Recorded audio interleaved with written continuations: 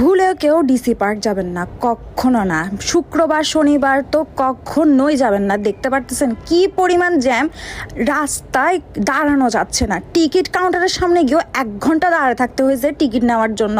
আর এতই দেখেন, এত পরিমাণ মানুষের সামনে, এটা হচ্ছে টিকিট কাউন্টার। টিকিট কাউন্টারের সামনে এতগুলো মানুষ থাকলে বলেন টিকিট কীভাবে নেওয়া যাবে।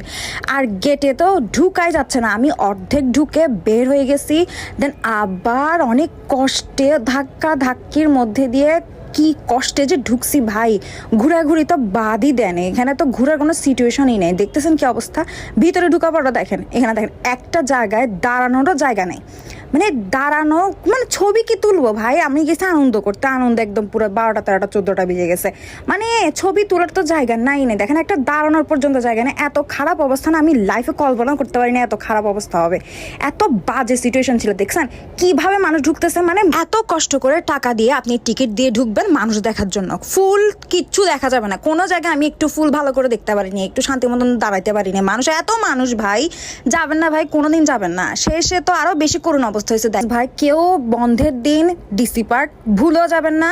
আপনারা ভালো সময় কাটানোর জন্য যাবেন, দেখবেন আপনারা ভালো সময় কাটাতেও পারতেছেন না, আপনাদের দিনটাও লস, টাকাটাও লস। আর এই ভিডিওটা অবশ্যই শেয়ার করবেন। আমি চাই না আর কেউ এভাবে গিয়ে কষ্ট পাক। আর হ্যাঁ, যারা যেতে চাচ্ছেন তারা প্লিজ সাবধান থাকবেন, দেখে শুনে বুঝে দিনক্ষণ দেখে ভালো